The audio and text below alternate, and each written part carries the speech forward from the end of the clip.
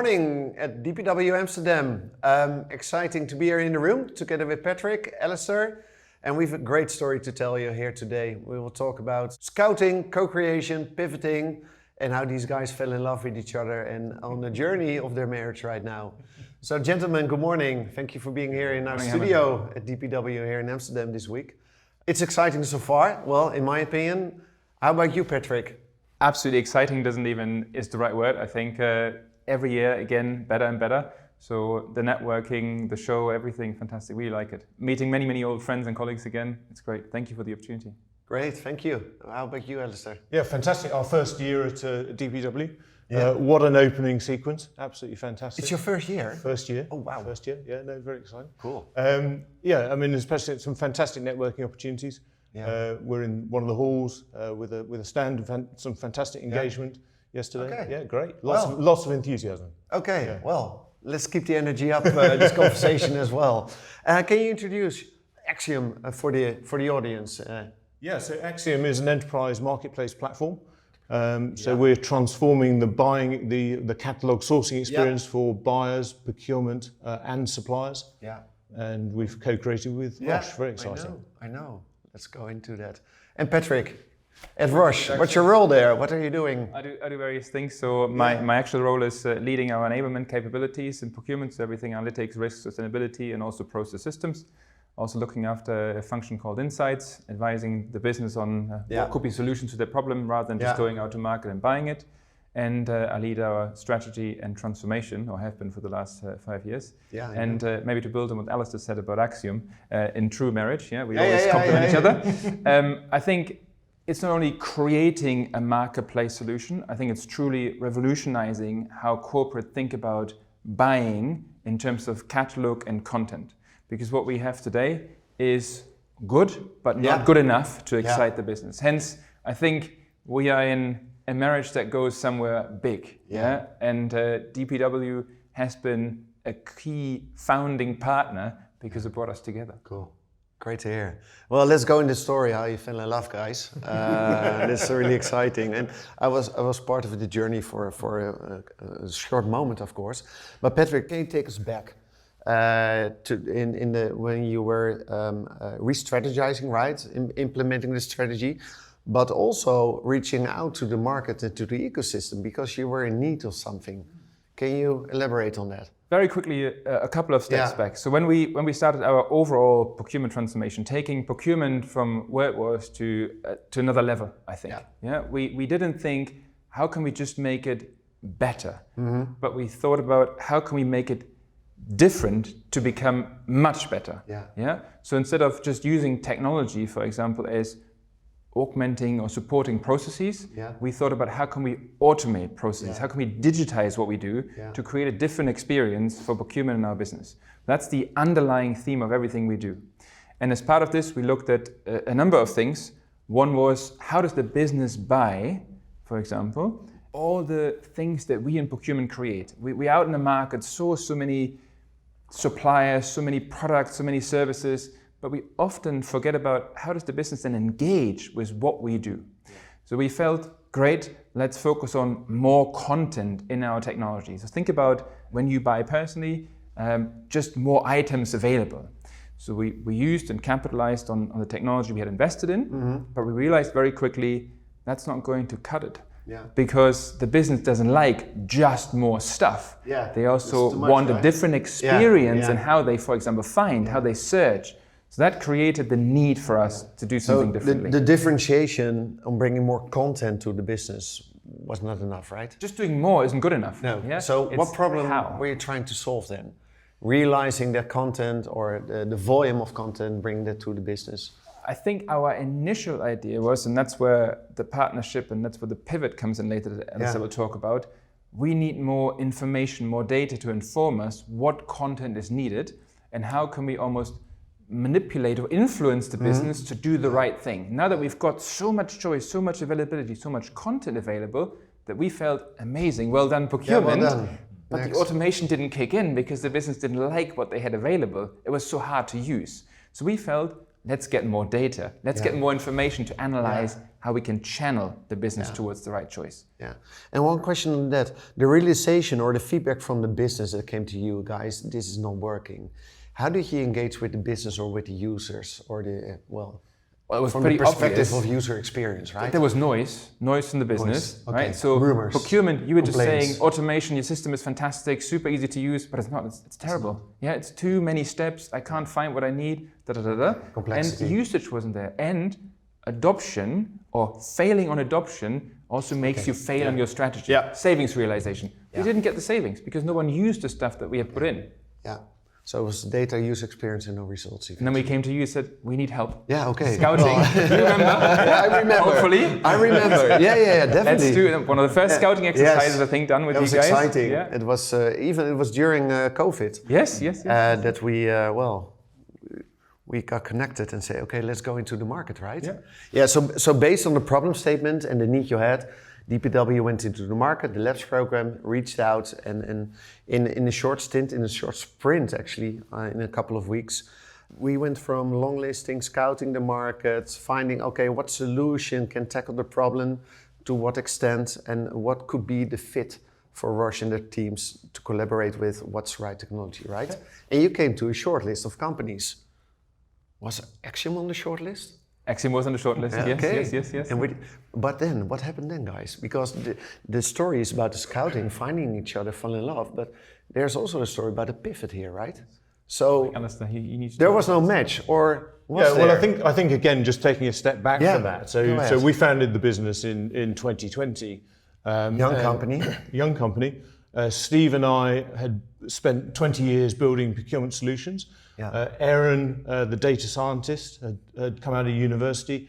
We put the three of us together, and we put the business together because over that period of time we were sort of frustrated by the ability for procurement to use data and use data intelligently to make decisions. So we were convinced that there was value locked in transactional procurement data. And we thought we could unlock that with data science. So we started down this journey, and we called that procurement intelligence. And we had come from a background of looking at procurement data in marketing and marketing materials. That's where we started. We started our pivot when we saw the scouting opportunity. Yeah, the ask from Roche. That's right, because what the scouting opportunity was looking at that stage was a sort of insights and analytics platform. So we sat there and we saw a lot of interest. We saw it on LinkedIn. Yeah. We saw a lot of people interested in it. Yeah. And we were sitting there thinking, well, actually, okay, maybe a different category, because it was going to focus mainly on some of the R&D categories. Yeah. But we thought, well, what we're doing in a different world actually transpires and works quite nicely. So we applied for the challenge, which was a super easy process to apply. Fantastic sort of communication. And we then went into a sort of deep dive on the problem, which was really interesting. Yeah. We got our hands on some data, and we were able to show some really interesting insights in that data. I think at the end of the program, I think when Axiom was selected afterwards, I think we realized that there were probably about 53 startups applied for the scouting opportunity. Yeah. I think Roche and Wright took 8 into a sort of deep dive process, and ultimately selected Axiom. And I think the interesting of course, we were always asked sort of why did you make the selection? I think the feedback that we got was the fact that we came at the challenge from a slightly different angle. We came at it from saying, let's understand the challenge, and then let's think about how we wrap a technology solution around the challenge. Whereas I think some other people said, we've got a technology, we'll shoehorn your problem into our technology. Yeah. So we were busy after the Scouting Challenge building this platform. Yeah. And Patrick got more and more involved in the conversations. And we were sort of thinking, from our perspective, we were thinking, this is great. This is going to be an amazing tool that gives procurement the ability to unlock insight and do some amazing things. But we were sitting there on our side sort of thinking, well, there's a buyer sitting on the other side of this, and how about if there was the ability to streamline that process exactly at the same time that Patrick was having that sort of conversation. So I think the pivot was taking it from from creating a tool that was incredibly useful for procurement to pivoting it to saying, let's look at this from cracking the challenge that the buyer has. and how can we make that journey easier for the buyer and procurement. That pivot, what conversation did you have within your company and founding team? Because that's one customer. It's a giant, right, Roche? And maybe before you answer, and it's a great question, because I think to an extent it was unfair what I did to them. Yeah. But it was amazing how they responded. I think that's important to call out. So we, through that journey and through our dialogue, also realized, wait a second, just asking for more insight to then influence the business again is not going to work. It may give more information and say, hey business, can you do this instead of that? But why don't we build something that the business can't do anything else but this, what we wanted? Yeah. So we pivoted away from asking for data and insights to let's build something, a marketplace, where the business gets the experience they have at home and cannot make any other decision than what we want. Yeah. And we presented it and they were like, oh my God, I guess we're here now, but they stuck to it. We married, so let's go and do it. But yeah, and I think what made you and your team say, okay, this is Patrick, this is Roche, this is really interesting if you look at the scope and the opportunity. But you said, okay, let's do it. Made the pivot.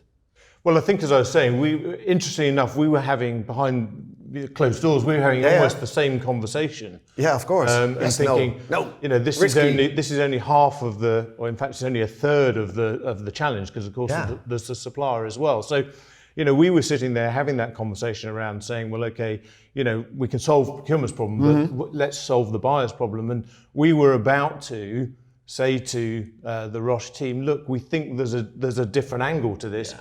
As Patrick started that conversation, so it was a very easy. What's the aha moment together? It was a very easy transition because then I think the light bulb came on for everybody that this is about improving the experience for all three parties involved. Cool. Yeah. One more question before I go into the light bulb.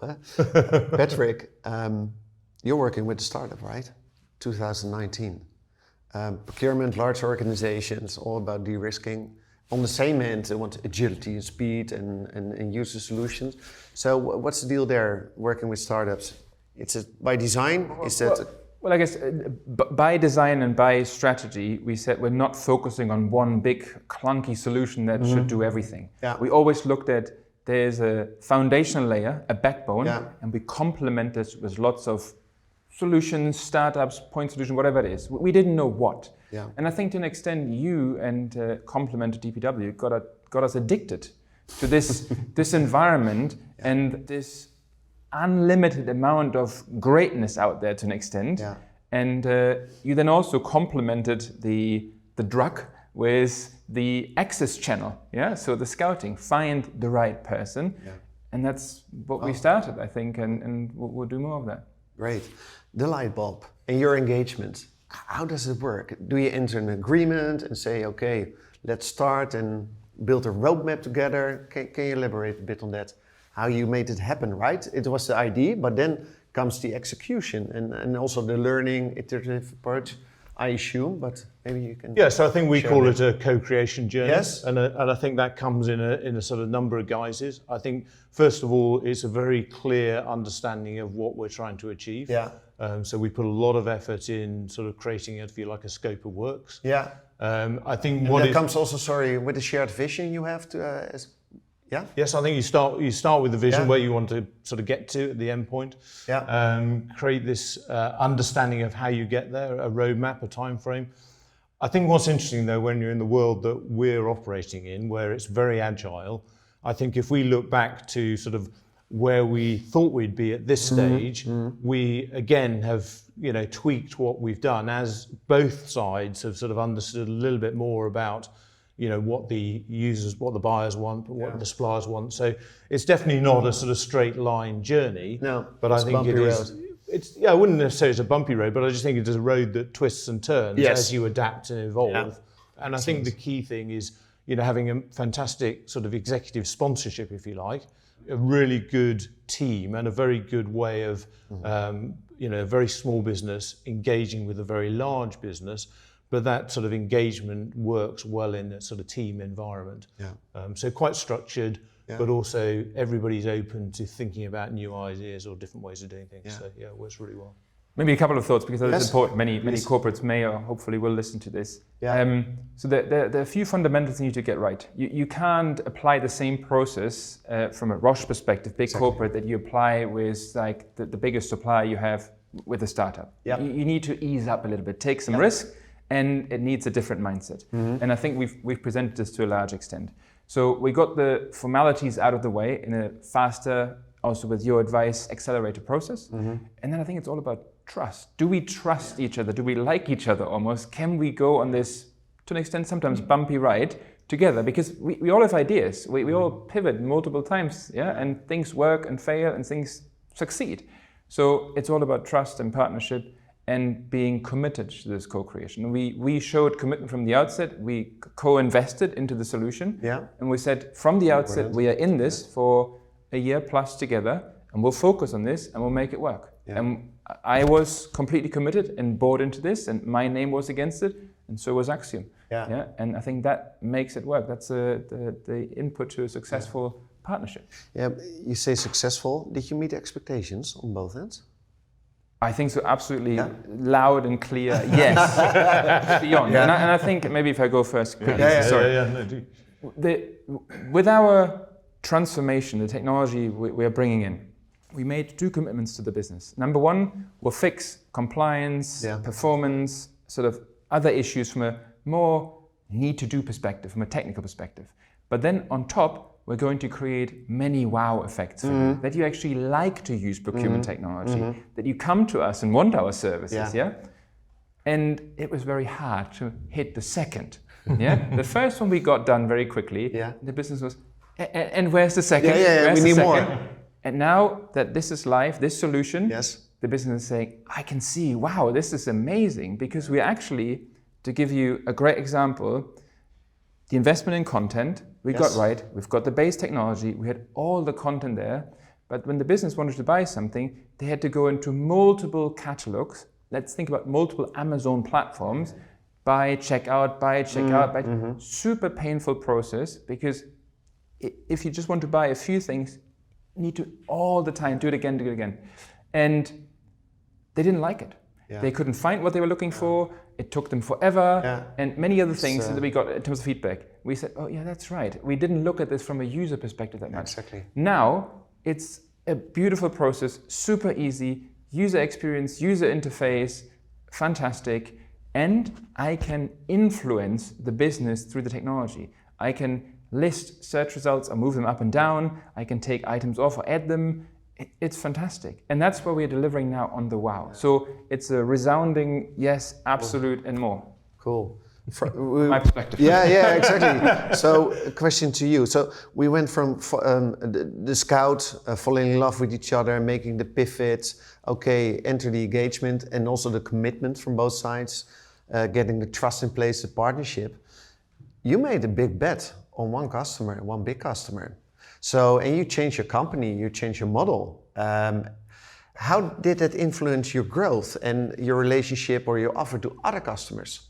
Well, I think interestingly, we took a big bet, as you said, but we took an even bigger bet, because we made a commitment to Patrick and Roche to say, we will focus entirely our efforts on you until we hit this wow factor. Wow, it's even a bigger bet. So it's an even bigger bet. Wow. So, but I think it's a bet that we all believed was going to come off, because I think, Patrick talks about that wow. I think when you have that wow factor, and I think when we were talking to user groups within Roche, we realised that the wow factor was there, because people weren't sort of using the tool and coming back with sort of comments and critiques. They were immediately coming back with, that's great, can it also do? And suddenly you got a level of energy and excitement among the users. And our joint belief was, let's get that element right. And from our perspective, now when we go and talk to other people, not only do we have a fantastic partner and supporter, but also we've got that wow factor